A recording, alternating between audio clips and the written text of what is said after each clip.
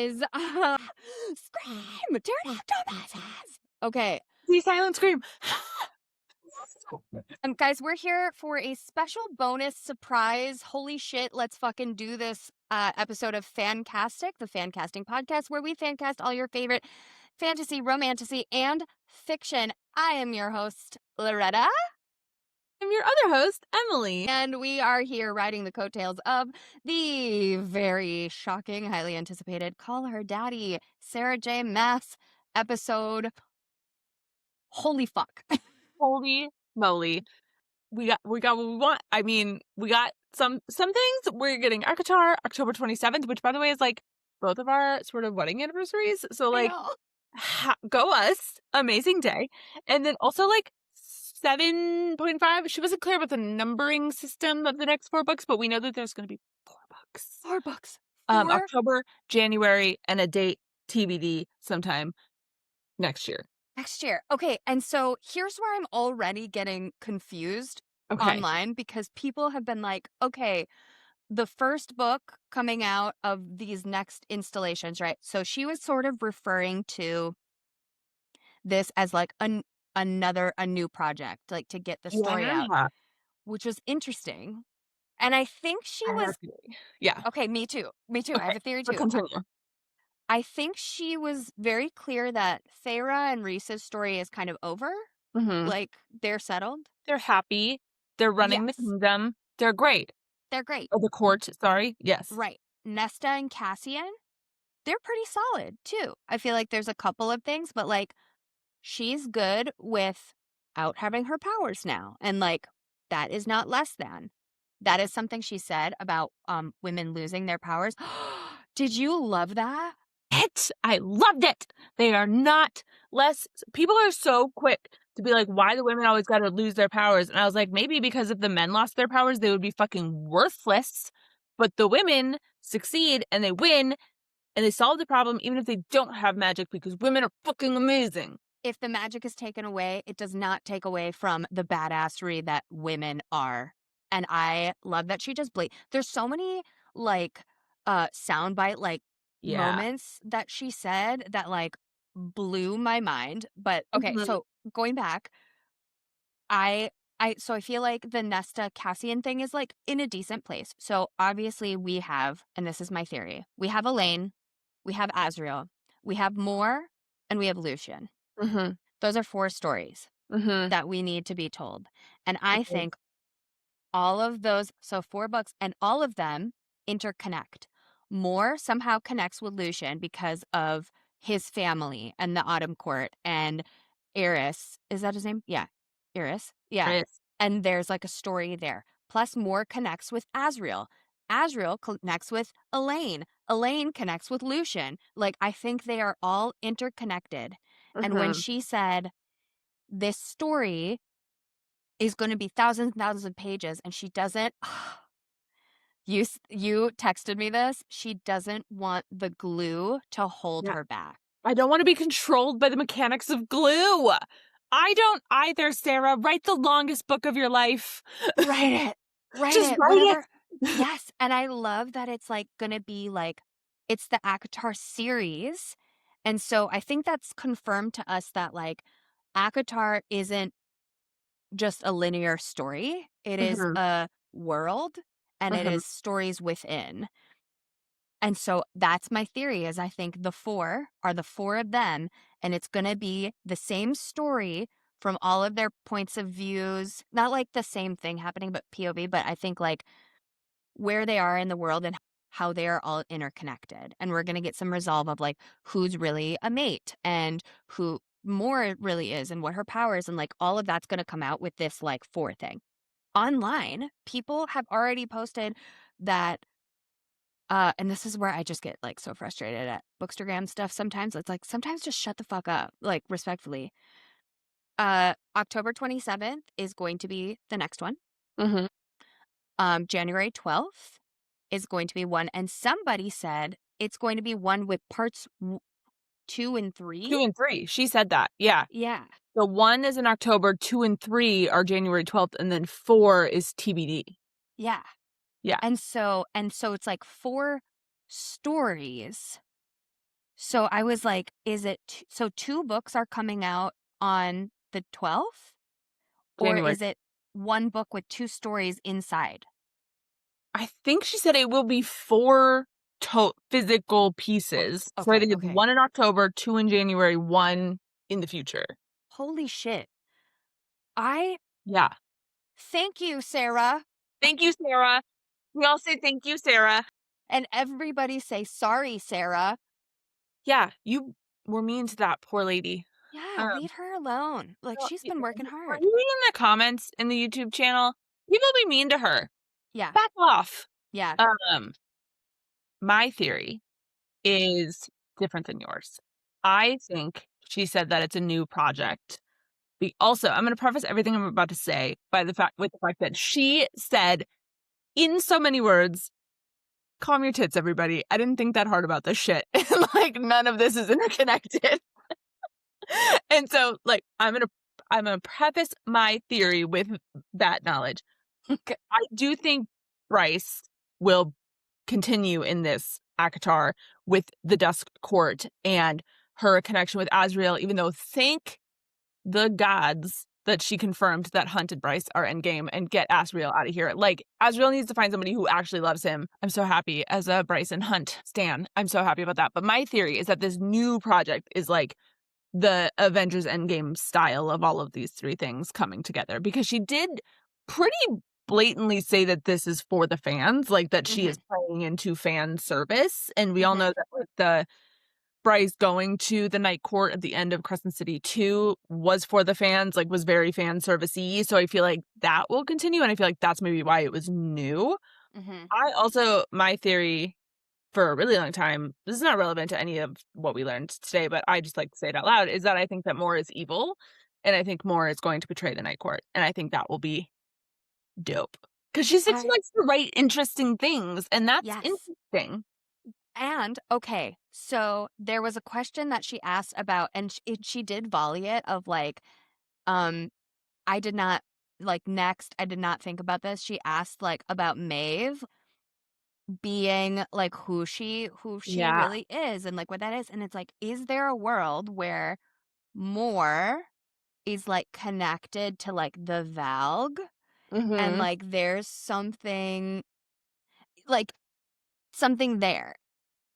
I hope she, like, interconnects everybody, but lets it be its own ACOTAR world with Yes. the sprinklings. I Like, love the sprinklings. what I say about Marvel as somebody who has read the comics and knows the stories quite well is that what I like about the movies is that, like, I can watch them and see cutie little Easter eggs, and my husband can watch them who has not read them and doesn't know them quite as well because gender roles who, um, also enjoys them because they're just good movies, like, on their face, and I think that this will be similar where there's, like, you don't really need to.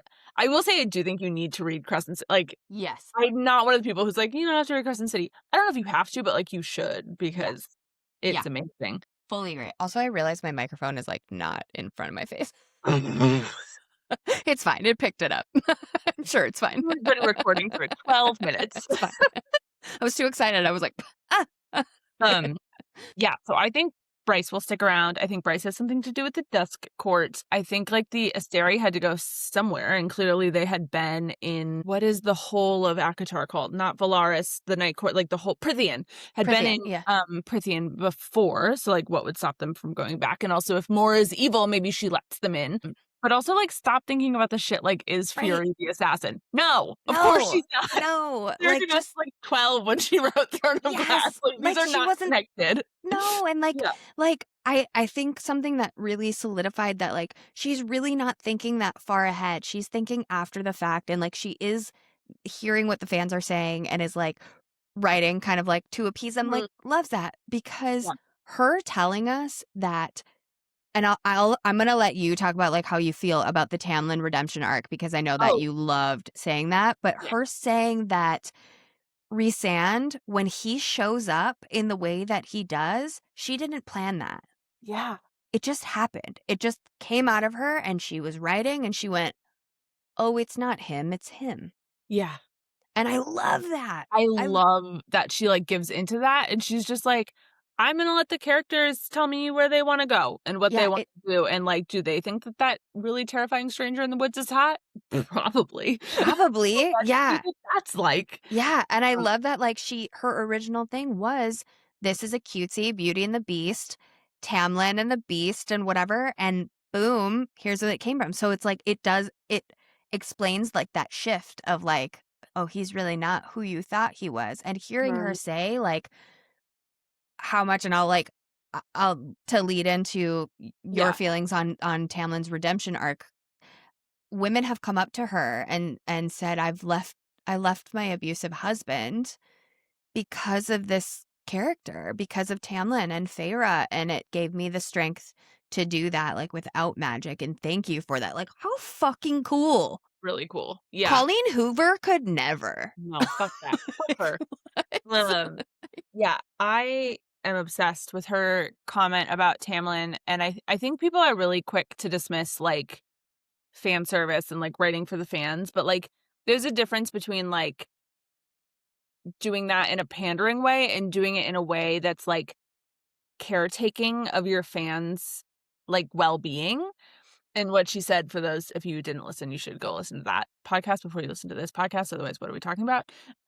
But she says that she's very thoughtful and sort of apprehensive about a redemption arc for Tamlin, because so many women have recognized the sort of red flags and pitfalls of their own relationships through seeing Tamlin, and she's nervous about redeeming Tamlin and subsequently, like, invalidating the feelings of people who have felt that way, which I think is a really thoughtful and really kind and, like, not something I had considered, because I think it is quick to be like, "Well, like, he was also scared, and, like, your illiterate wife was kidnapped by the person who killed your mother, sister, daughter?" I don't remember. Killed somebody, and, like, now she wrote you a letter, but she couldn't read, but, like, and he also can read my, like, I get the people who are like, "He had every right to be upset," but, Yeah, like, having an explanation for your actions doesn't invalidate, like, how your the person behavior. affected by your actions feels and, like, the impact of them and the hurt and the harm that you cause, and so I think it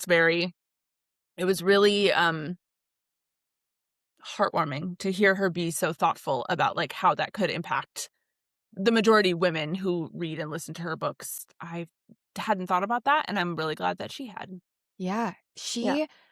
I really feel one of the things I wrote down notes because of course I did.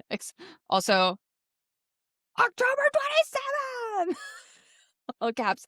Um, she, I wrote first note. She is insanely personable. Holy shit, she's just one of us. Yeah. Like, The girl's girl. she's a girl's girl. She's going for her birthday. She's fucking off to Montana to just be with her friends for a week, and like Yeah. her being like, "Fuck this, fuck that," like, I don't fucking like, Yeah. I I have never seen an interview with her. I've never sought that out, and seeing who she is, I think that's why, like, I texted you and I was like, "I'm, like, jazzed right now." Yeah. And it's not just because of the announcement, it's because she let us into who she is and who she is as a human being and not like this writer of all the people and characters and stories and things that we love and that bring us joy. She really showed us like who she really is. Like her making a comment about her mother-in-law and like her dad trying to read the Nesta blowing scene and like that stuff. For Hilarious. me. Like, That's New York Times. yes, like so funny Really and good. Yeah. so good. And she, recognizes like the humanity of things. And one of the biggest things she touched on, and I think that's when you had come in, was her birth story and like how that really played a role into how that was written in ACOTAR. Someone who fucking hates the contraceptive tropes, pregnancy tropes. I Mhm. hate them. Yeah. I feel very differently hearing her explain like what that was and that she had a shitty doctor who was a man who was fucking lazy, who just hacked her body apart and like that's insane to me. Yeah. Like Can like, oh, what's the thing can we get a fuck that guy? Fuck that Yeah. guy to her doctor who did that. Like, fuck you, That's dude. that vibe. Yeah. And that feels it really feels like that has played into why she's so thorough with talking about like the periods and having contraceptives and stuff. And because she said she used to read Lord of the Rings, it's like her favorite. And she would always think, where am I in this? And what if I'm getting my period when I'm headed to Mordor? You know, Yeah. like what happens? Yeah. And I love that she thinks that way. She thinks in terms of reality into fantasy rather than like, ooh, I'm gonna weave all these webs. Like, Yeah. that's not really her style. She's Not just really like, her style. let's She's a person, and people in the comments who are like, she's not very well spoken, or like I was like, has it ever occurred to you that she's just a person who's talking about a thing that she likes, and like she's a very human being, and she was very yeah. like herself and personable and like comfy cozy on that like I felt like I was in the room with them, like on a Yes. FaceTime chit chatting Yeah. with my very close personal friends Alex Cooper and Sarah J Maas. Yes. That is fully what it felt like. I I think it's so discouraging to see comments like that, especially with what she was talking about of these books being referred to as smut. And Yeah. she's like, I don't I don't think that that is like a bad term in by any means, but don't let it diminish the work because something she said that stood out to me that I wrote down was sex is a plot. Yeah. Sex is a plot. Like Yes. that is a plot point. It's not just filler, filler, filler. Yeah. It is a plot point, especially with Nesta and Cassian. Mhm. That vulnerability, that opening up, that connection, it is a plot point and it doesn't at all devalue the story, devalue the work. If a man were to write a sex scene like that, nobody would be like, you're just writing smut. Like, Like George R. R. Martin. right. Yeah. Who writes non-consensual sex. Which And is they're, rape. There is no yes, such thing as non-consent. I know we'll probably get yes, flagged for that, but there's no such thing as non-consensual sex. There's right, sex and there's rape. Yeah. right. And that is like her saying like it has no devalue. I don't like when people refer to it like that. I recognize that like it's sometimes it's out of jest and it's fun, but please don't Yeah. diminish the work. Yeah. I super appreciated that. Couple of things you missed in the beginning. I'll go through these really quick. It's a little late. Emily, she loves Legolas. I did hear that. Don't worry. I did hear that. And I was like, my boy? She loves Legolas so much, Emily, that she had a cardboard cutout. You missed this part. She had a cardboard cutout that had marks on the mouth because she used to make out with it. Wait, I love her so much.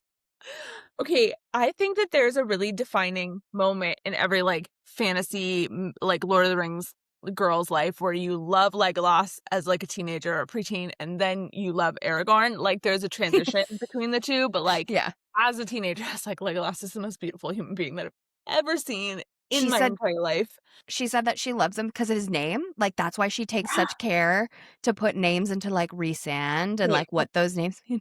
do you know what Legolas's name means in I Elvish? don't know. Okay, so Legolas's name is Legolas Greenleaf. That's his name. That's his family name. Mhm. Legolas in Elvish means greenleaf. So his name is Greenleaf Greenleaf. And it's fucking amazing. I love that. And I love it so much. It's one I of my love that. fun facts. Yeah. She was like really bringing up Lord of the Rings. Her with the making out with it. I feel like I relate because I used to make out with Gerard Way's picture on my Wow. poster above my bed, Mm-hmm. as well as Anakin Skywalker when I was growing up. Okay. The Hayden Christensen version, right? Well, no, the child one because I was a Oh, child cool. Wild. myself. I was his Okay. size. I was his age. Okay. Then I moved on to Hayden Christensen, but at Okay. first it was the poster of that kid. I think his name Jake something. I was the same age, like next to the. Okay. Okay. As long as you were the same age. I was Yes. the same age. I Okay. actually think he was older than me, and then he showed up on my Yep. Nickelodeon magazine issue, and I also loved that. Um, Good. so I Love. related. She liked Sailor Moon. Wow. Emily, Okay. she told us she loved Sailor Moon. She loved Spice Girls. And She was an emo. She's emo. She was emo like us. She did the hair. She did the plastic studded belt. She Oh, I said love like the whole that. nine. I So love for her birthday, this girls trip, they're doing Sarah's eras. And so she was going through like, these are my eras, like Lord of the Rings, anime, emo, millennial, girl band, boy band group. I'm obsessed. She's just one of us. She's just one of us. She's just a girl. She's literally just a girl. She's just a girl. And it's like, it was all like girlhood. And she just straight up was like New York Times, I could never. Page 6, gimme. I was like, I love her. I want to love be her that. friend. Yeah. I want to be her friend. I'm like, Yeah. this is our call to action, Sarah. Sarah, will you be friends with us, please? We love you. We get it. We are Oh my God. your age. Well, you're a little bit older than us. She said she's almost 40. I was like, shut the fuck up. You can be 35 with us if you want. Yeah, be 35 with us. It's fine. I assume everybody that I meet is my age until proven otherwise. Yeah. So Agreed. I'll just pretend I didn't know that, and then you're 35. So. Last thing, I also really loved of her that was really relatable is there's something I say on here where I'm like, that's cuckoo crazy. I have never heard anyone else say that. Really? She said it. I love that for you. I literally went, I say cuckoo crazy. I say cuckoo crazy. Like, that's what? I love that for you. I know, thank you. I was really excited about it. She has no idea. She did talk about TV and casting. I feel like that's important to bring up really quickly as we move in to our fun activity. Mm-hmm. She did bring up the TV series and casting. She stated that she does have all of the rights back. And why that is because she wants full control. And so that leads me to believe that with the showrunner switchovers and all the changes that was happening and then getting the rights back and the Hulu and all that stuff was they were trying to reimagine her work. And she is not willing to let that happen. She was like, I will not do a reimagination or what you think it should be to apply to whatever demographics you believe it needs to apply to. This is the story and it's going to be put up the way I want it to, or it's not going to be done. Yeah. And so I really appreciated that. And she made it seem like that is not something that's going to happen until her writing is done of those things. Her focus is on the writing. Oh, wait. In regards to casting, which was asked who like the perfect Rhysand is. Yeah. She said, I have absolutely no idea.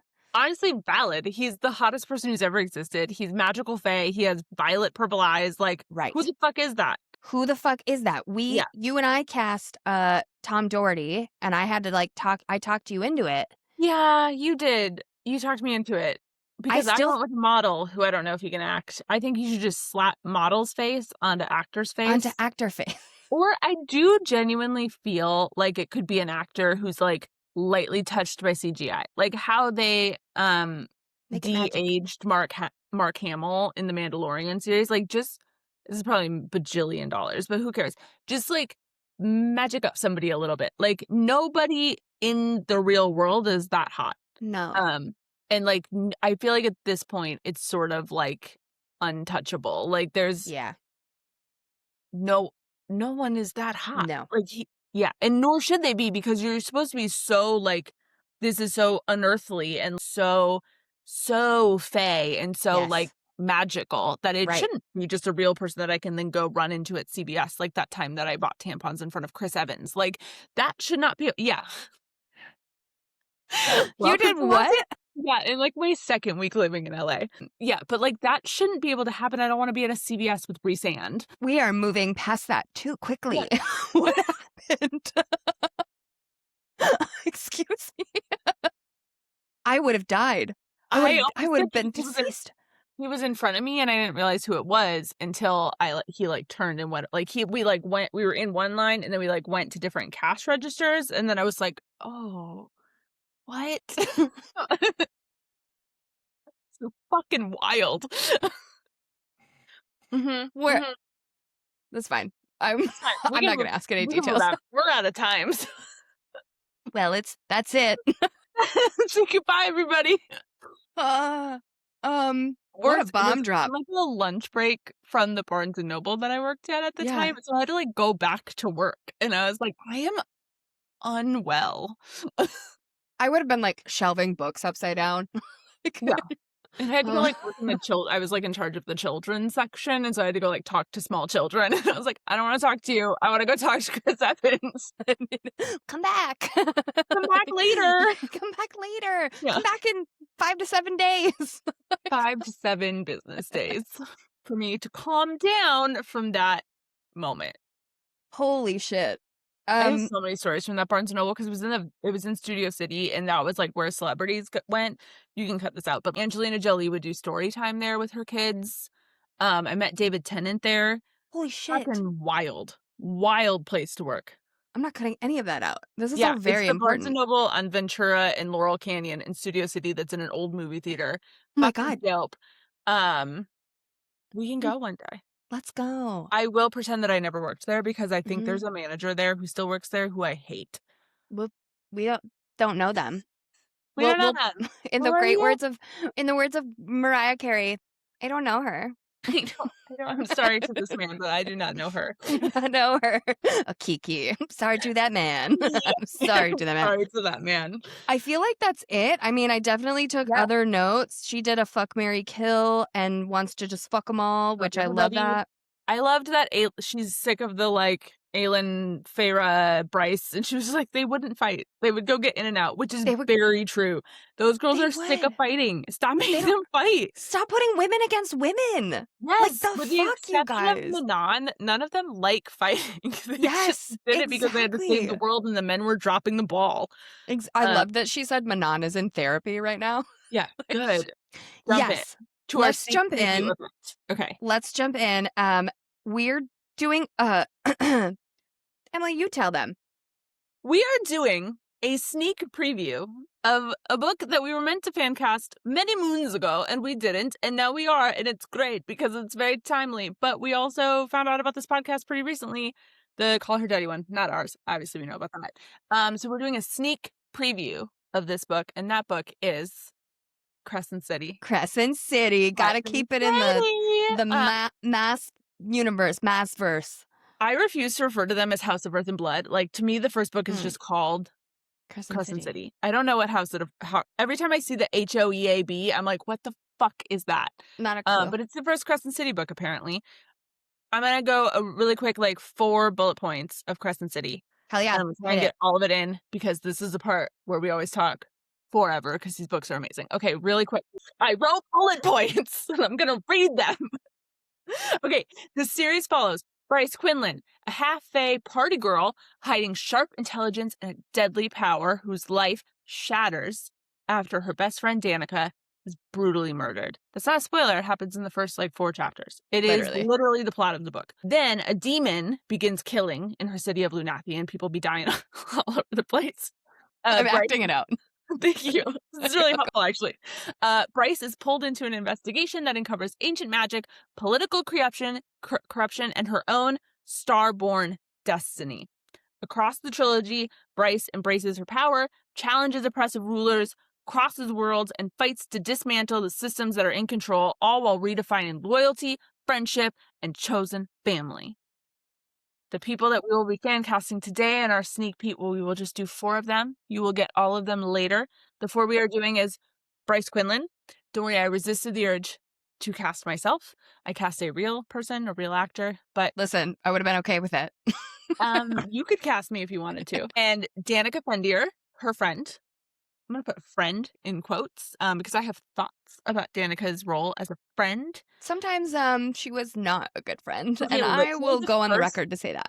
The first sentence of the wiki of Danica Fendier, where it talks about her personality, is Danica was an amazing friend. And I'm like, was she? Because Danica was a she fucking put a liar. magical horn into Bryce's back and didn't tell her about it. She was a fucking liar, and if you look at that and say she was protecting her, so she was a good friend. No, she was not communicating with her, and that is not okay. Danica has questionable friendship ethics. Yes. We will also be casting Lahaba. Lahaba is a fire sprite. She works with Bryce. She provides heart, loyalty, and humor to the story. Ultimately, spoilies for Crescent City ahead, ultimately makes a really heroic sacrifice that made me sob uncontrollably on the 405 whilst listening to the dramatic audiobook. And it becomes one of the series' defining moments. Hmm. R.I.P. Lahaba. Your queen would be very proud of you. She And would. lastly, we are casting Ethan Holstrom. I don't know if you know this, it's pretty vague in the book, but Ethan was a former Sunball player. They don't mention it very often, but he did play Sunball in college. He's a wolf. He was in Danica's pack. His brother Connor is set up to be the love interest of Bryce, but he is also murdered. Connor, not Ethan. Ethan's alive. He hates Bryce for a little bit, but then he comes around. I So feel like you're telling me you're bringing up the sunball thing for a reason. no reason. I just think it's funny how often they're like, he used his Sunball training and he was a captain, so he knows how to lead the pack because he was the Sports. captain of the Sunball He's a team. And I'm jock. holy shit, we get it. He played whatever this magical form of baseball is. It's like baseball cricket or whatever. I don't know. I feel like she says that somewhere, like what it is, and I was like, huh, not what I pictured, but Not what okay. I pictured. I just picture baseball. I think it's Same, literally baseball. same. And most of it is that scene in my head. It's that scene from High School Musical 2 where they're like the I can't dance. No. Yeah, I can't dance. No, it's not I can't dance. What's the baseball one? Where Corbin Blue and Lucas Greer are dancing on the baseball field? The very gay one? Super gay? It's really gay. It's not even, this is not narrowing anything down for me. The whole thing is like, and you guys, we mean gay in a good way, but Yeah, we yeah, just, super fun way. in like that they walk could have been lovers way. heated rivalry could run. That. Yes. Is that I'll so send the you a second one is the summer one. yeah, where they're at the summer camp at the So that spa. is it. Yeah, Yes. and then they Okay. play baseball. Put it here Right as they here. do on YouTube. Yeah. Yeah, Right do the here. thing. Okay, because we're trying really hard to stay on time. Okay, let's fucking do this shit. Let's do it. Okay. Look at the background. Matches. Okay, this is art. I'm gonna send you the list of the artists that I pulled for this. Because this is somebody's art that I found on Etsy. And I'm gonna send you a link to them because I think we should credit artists. And We I, to be absolutely will. honest, made this deck really fast and forgot to put their names in, and I'm really sorry, but we'll send them in. We'll This put them deck was made at 4:30 p.m. Pacific Standard Time. It's And currently we 8:30 p.m. Pacific Standard Time, and I spent yeah, the last 3 hours obsessing about Call Her Daddy. So yeah. this was fast. And it looks great. Here we go. Okay. Okay, first up, me, Bryce Quinlan. I love Yes. her. She's my favorite character in all of the books. Bryce Adelaide Quinlan, as her mother calls her, is half fae, half human. She's the heir to the Starborn Fae. She's the daughter of Ember Quinlan. And Einar? Are we saying Einar, I think Dannon? The Autumn King. The it's douchebag. Einar. Einar. Sure. Yeah. Okay. Sarah did say that she accepts any and all pronunciations. And I was like, bless you, because you write some weird ass names and people don't be saying them right. She gets it because she's a girl's girl. She's one a of girl's us. girl. She's like, She if you reads read the books too. She yes, gets it. yes. Anywho, I'm not gonna read all of this because I wrote a lot. But Bryce is headstrong, sarcastic. She's much smarter than people think she is. She comes off as a bit of a party girl.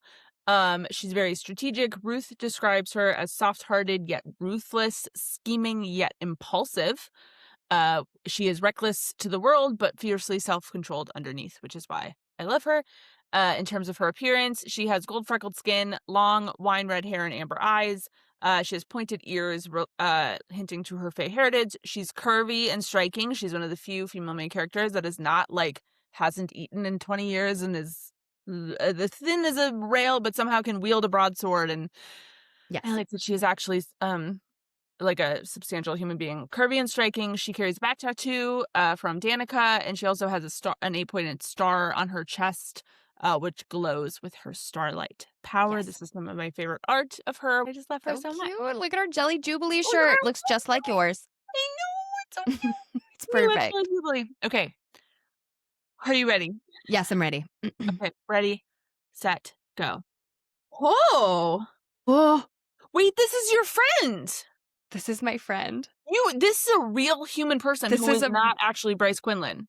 This is a real human person who is not actually Bryce Quinlan.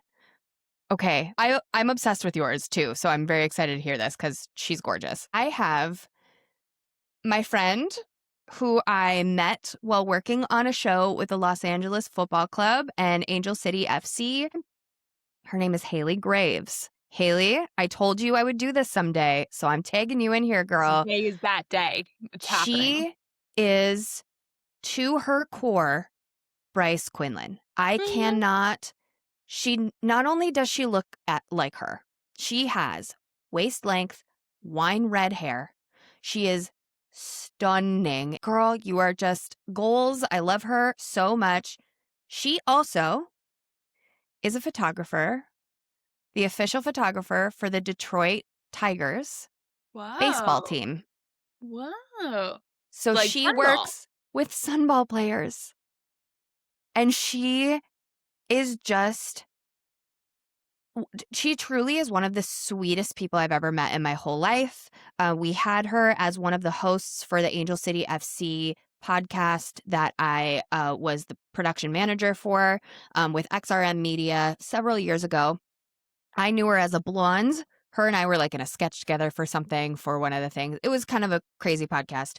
And we connected over our love of the same books and ACOTAR. And she was actually the one that was like, you have to read Crescent City. Her and I talk still all the time over Instagram about what we're reading. She just finished the Zodiac Academy. She's jumping into Guild.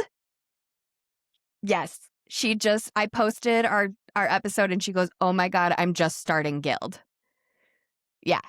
So she is one of us. One of us. And I truly have always seen her as Bryce. She Yeah. just is her. She's perfect, That and looks like fan art of Bryce Quinlan. Like it that's does. fucking It. wild. She looks Yeah. like the AI created fan Yes. art. She's probably gonna be like, shut up. I admire her, and she's very strong. She's strong without her magic, and I love that about her. And that's my Bryce Quinlan. Haley, you're my Bryce. So That is the highest honor I think anybody could ever receive or I just give. adore her. I do. And she really, I mean, she really looks like her. It's fucking crazy. It's fucking It's unreal that she crazy. looks like her. Yeah, yeah. I wish I could talk about this lovely human being with the same awareness and compassion, but I unfortunately do not know her personally. But this is Haley Roden, who I know from Teen Wolf. And then as I was like poking around the internet, a lot of people fan cast her as Bryce. So this isn't original, but I was like, who the fuck is that person? And then I realized she's Lydia from Teen Wolf. She is so cool looking. And I I've just, never yeah, seen, she looks like you. I'm honored. What a She does. compliment. I'm Because she's literally one of like the most looking at beautiful you people I've guys side ever. by side. Yeah, so I know her from Teen Wolf. She was also, I think in Lost for a little bit, maybe. Mm, I only know her from Teen Wolf, but she's like, if you Google Crescent City fan cast, she is one of the main like Bryces Bryce. that people come up with. But I mean, I see it. I know we're not deciding anymore, we're not arguing anymore, but I think Haley is a clear winner. She's just, it's like she was born to be Bryce. And when she dyed her hair, because Hmm. like I said, I knew her as a blonde. And she was moving into more of like the social media presence and into like the sports world and hosting and stuff. And when she dyed her hair, I went, holy fuck, you're Bryce Quinlan.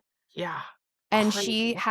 she has a tattoo up her back, and like she's just, yeah. Are we certain she's not actually Bryce Quinlan? That's why I'm Like like, through a portal of some sort? like maybe Haley, just tell us your secret, girl. Yeah. It's I'm gonna need to okay. see a birth certificate and We like maybe a passport. Like, I don't know that I believe that this is not actually Bryce Quinlan. Literally, I love her so much. Please go follow her, support her. She's also an amazing photographer. She's just very talented. Ugh.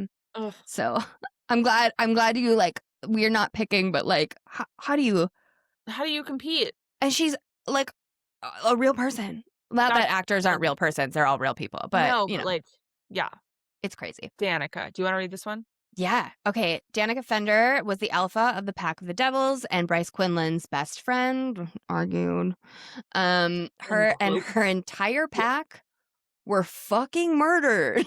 Like horribly, brutally splattered all over the walls and Yeah. trails out of the bed. So, I did throw my book when that happened. It was a lot. I didn't know. Okay, sorry to interrupt. I listened to the audiobook, which means I had not held the physical book. I didn't realize it's on the back of the book. Like I in the summary of it's like her best friend is brutally murdered. So Girl, that like really threw me off. same. I Yeah. didn't I did a Kindle for it. So I didn't know. And so I went, "What do you mean?" I did not know that happened. So when I was reading, I went, "Wait, I just got to know these characters. What do you mean they're all fucking What? dead?" Yeah. Like, I was like, this what? is a joke, right? Yeah, I was like, They're really dead. Yeah. what? I was pissed. And I think I set the book down for like 2 days and I was like, "Oh, Mhm. okay. I gotta just pick it back up."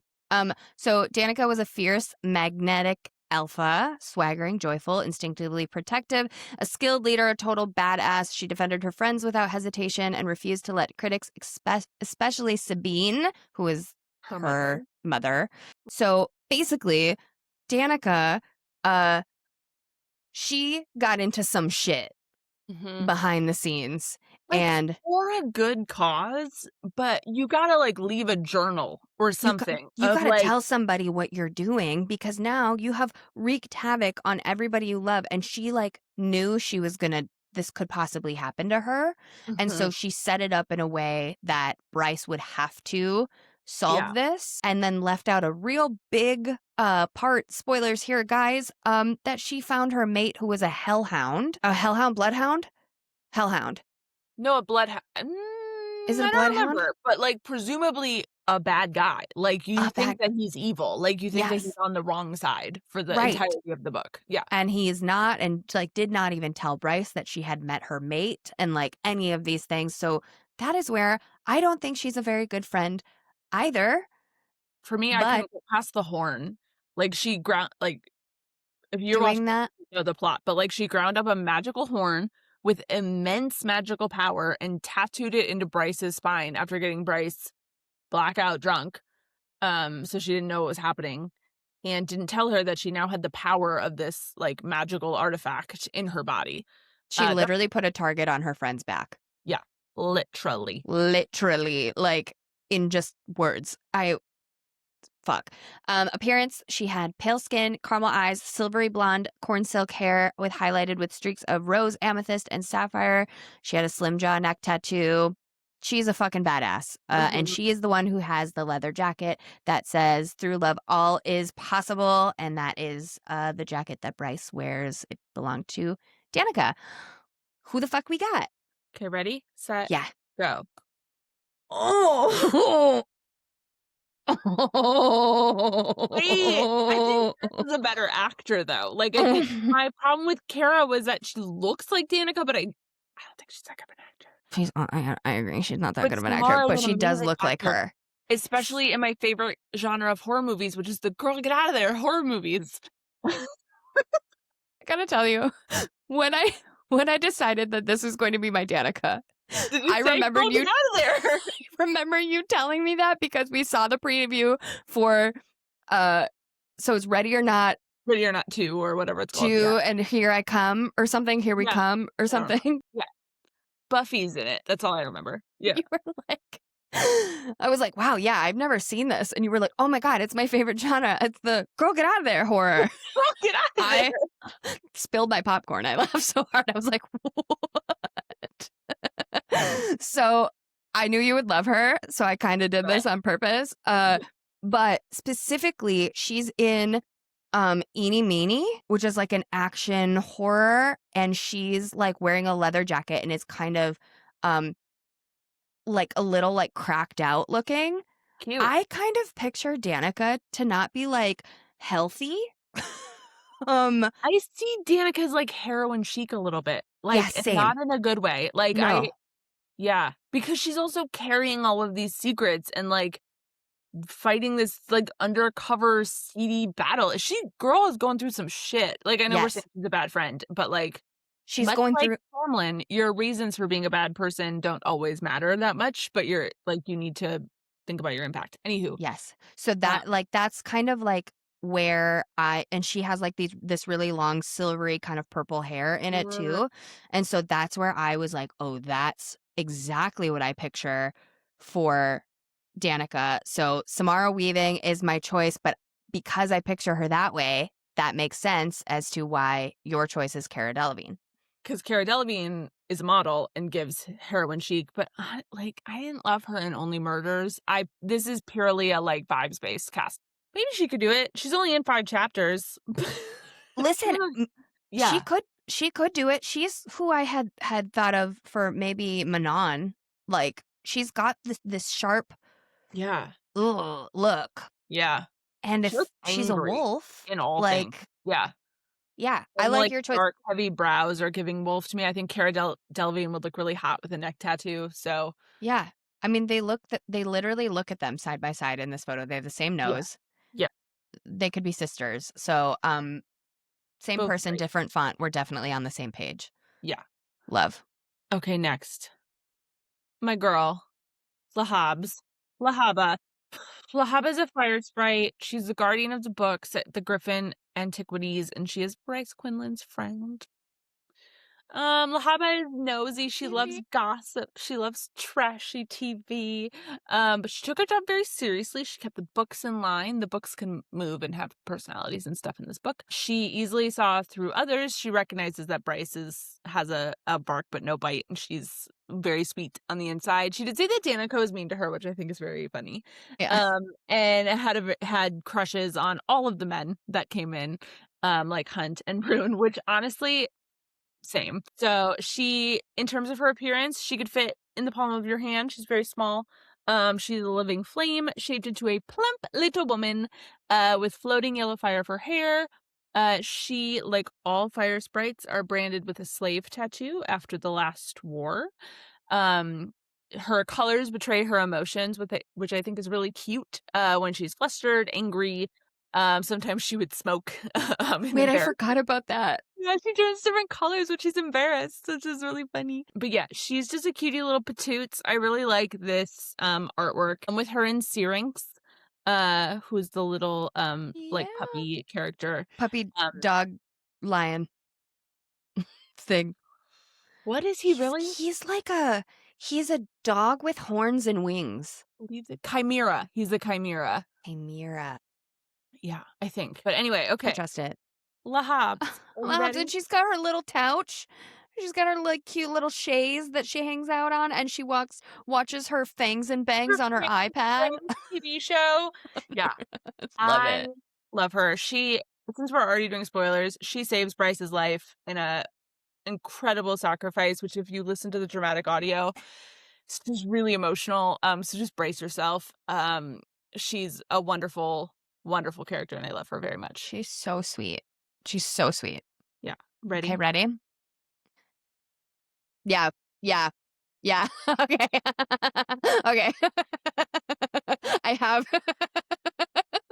Explain yourself. Okay. Okay. Okay. I have Rachel Bloom. You sure do. So, I think size You sure? doesn't matter because Lahaba is going to be a tiny in the palm of your hand fire sprite, right? Yeah. So they're going to have to green screen, shrinky shrink, whoever. So height will not matter. I think age like sort of matters, but like again, magic is going to be applied. And Lahaba is curvy. So who's got heavy boobs and sings about it? Who is a full-figured, red-haired woman? That would be Rachel Bloom, and she provides comedic relief. That's true. I think she's funny, and I think she also could break your heart. And also, someone said I looked like her once, and I liked it. I would be so flattered if somebody said that to me. I was like, thank you. I love her. I love her so much. I chose these. Like some of them I hadn't met. Like Haley, I've always known. These 3 characters I had no idea until a couple hours ago. Love this. I think it's my only comment is I think I would be distracted by the fact that it's Rachel Bloom, and but I love her, and I think that that's fantastic. She was giving Lahaba to me. Yeah. She in just the orange, it's perfect. And she's got her little titas, and she would just I feel like she would watch a vampires be fucking show, you know? Yeah. I Yeah. love her. And she made a weird story the other day about like her music was taken down on Spotify. And so she's like, if anybody was, we're re-uploading it. So if anybody's looking for my Cake Farts song, like it'll be back in 24 hours, which I thought was hilarious and weird. And I was like, I'm obsessed with I that. just kind of feel like that Yeah. is Lahaba would be a little quirky and embarrassed and say the wrong things at Yep. probably the wrong time and is also equally endearing. I love it. My choice is Barbie Ferreira from Euphoria. I just think she's great. I just think she's so talented. I think she's so pretty. And I think she would do, like, Lahaba has to be, like, a little shy, like, and a little, like, I'm not flirting with Hunt. Like, she has to be, like, a little, like, scandalized that, like, Bryce tells Hunt that she's watching a smutty vampire TV show. Like, and so I wanted somebody that I feel like could do that, but could also do the, like, sacrifice scene. This is where I ended up. Yeah, I love it. I absolutely love her, and I'm very Mhm. excited for Euphoria to be back Yeah. really soon. I think she's a great choice, and I think she'd be hella cute with red hair. I think she'd be Hmm. cute. She'd be Okay, so this one cute. we might have to put to a vote Okay, from yeah. the This people. this this should be our vote one. Is there a vote one? Vote on Let's do Lahaba. it. Vote on Lahaba online. Okay. Okay, lastly, our boy. Ethan. You wanna take this one? Ethan, yes. Ethan Holstrom is a wolf shifter in the Pack of Devils and the younger brother of Connor Holstrom, who is dead, and he's in the Bone Vote. Quarter. Mhm. And Ethan really fucking is not dealing with it well. Before Connor died, Ethan was cocky and charming and flirty, and he basked in the spotlight as being a star Sunball player, living and breathing the game and obsessively following his favorite teams. But turns out, when your brother dies, I know. Sorry, too dark. Too Jesus dark. Christ. Sorry.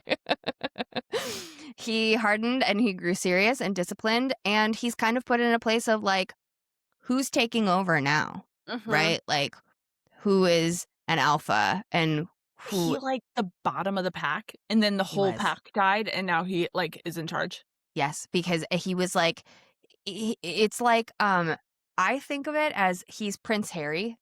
And Yeah. he was like the spare, right? And then everybody was wiped out. And then he was like, oh, fuck. Like, Shit. I should have been I, paying attention. Yeah. yeah, like, I never really thought that it would ever come down to me because of this, like, line of succession that was that, like, Sabine basically, like, had. And then I forget the old wolf, I think they just called him the Prime. the Prime. Yeah. Yeah, he is definitely, yes, the character that was like, I'm I'm all sports and I'm gonna live my life and have fun and coast, and then everybody's dead. And he was like, holy shit, things are about to get really bad and really corrupt, and there's something going on. And so Ethan really takes it upon himself to find what that is. He's really cute in like a sportsy jock way. Ethan's tall and muscular with golden brown hair, tan skin, brown eyes. In Ethan's wolf form, he wears gray fur, which I think is weird when you have brown hair, but Mhm. sure,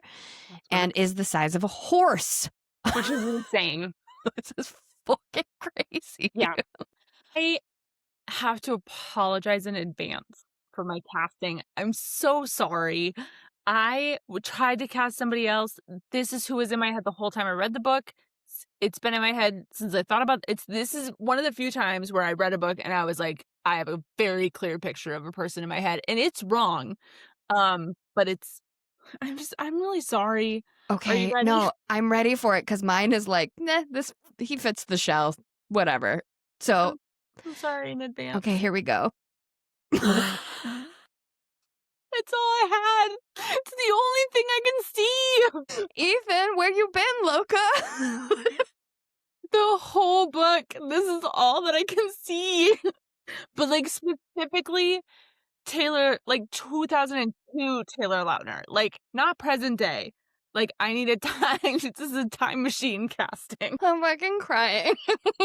How dare you do Did you this? not picture him when you read this book? No! This is the only thing I saw that whole fucking book. The whole book. was Jacob the whole To the be whole fair, time he was hammered into our fucking skulls as as a a wolf werewolf. boy. Yeah. Like, I'm a millennial fantasy girly pop. Like, Twilight is hard to shake out of my head. It was a formidable time. wait, he fits this description. Kind of not wrong, except for the fact that we need a time machine. Like, he's far too. We're all too old now, but Taylor Lautner, yeah. I I don't feel I like don't know you're. who your guy is. I've never seen him for my life. This is Spencer Yeah. House. He's in that toxic show I love, Tell Me Lies. Okay. He literally plays like a jock in the show whose brother dies. Which I'm just realizing this in real time. Actually, he like kind of kills his brother on accident. Sorry guys, spoiler for this season if you watch the show. He like overdoses, his brother overdoses on like pills and alcohol when they go out partying together, and he like dies on his couch. It's really sad and like traumatic, Really pretty dark. you know, really dark, toxic show. Yeah. Love it. He is he's a big dude, so I was so focused on the jock and the size of a horse situation, and he's a sweet guy, and he's a really good actor. And I feel this past season of Tell Me Lies, him and the actor Costa D'Angelo, who played Alex in it, were like the only and like Grace Van Patten were like the only three things about the season I really liked. So I threw him in there, but he's definitely just like a basic white dude. Yeah, like he could do it. He could do it, but I want to see somebody who looks like Taylor Lautner do it. Right? If not, like just Taylor Lautner. I kind of like it. I kind of like it. He doesn't look old by any means. No, certainly not. Yeah. No. Or like, you know, there's like a bunch of really attractive actors that have probably modeled their careers after Taylor Lautner. So I'm sure there's somebody out there, and you're not wrong. I love that this is who is in your brain the whole time. Could not get it out of my brain. I tried. Didn't work. I feel like that's so funny. I feel like then like Bryce was like slightly Bella-esque. No, how dare you? Absolutely not. Just making sure you were picturing her like that. Robert Pattinson, and I'm gonna lose my fucking mind. Listen, Robert Pattinson may show up somewhere soon. That's all I gotta say. If you cast Robert Pattinson as Hunt Athalar, I will quit this podcast. No, not in Crescent City, but maybe in like something else.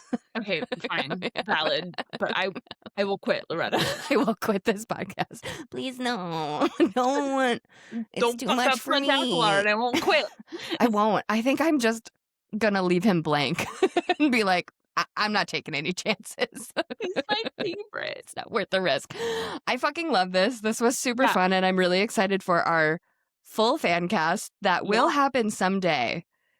I think it feels like this is one that we wanted to. We were going to do this one live. We were at the event last fall, but did not happen. And I do feel like if we continue this one, it would be really fun to do live. I agree. We should figure out how to do it. Yeah, I think that'd be a fun one. So coming soon. Fuck yeah, let's wrap up this Sarah J. Maas bonus pass episode. Nailed it. Thank you guys so much for joining us, listening. I'm so glad everybody is so very excited about ACOTAR. Are we calling it 6? I think so. 7? Sounds, because she said she wrote 6 with an arrow forward. Yeah, so I think it's 6 through 8. Yeah, I wonder who the novellas will be then. It's just going to be Elaine just gets a novella. I would love Elaine to get a Christmas special. I fucking hate Elaine. Yeah. You know what? Let's sign off. A carrot, perhaps. It's still my favorite thing. One of my favorite things you've said on this podcast, and you were like, I don't know, a carrot, perhaps? I said that. I was like, why are you growing flowers when your family is starving?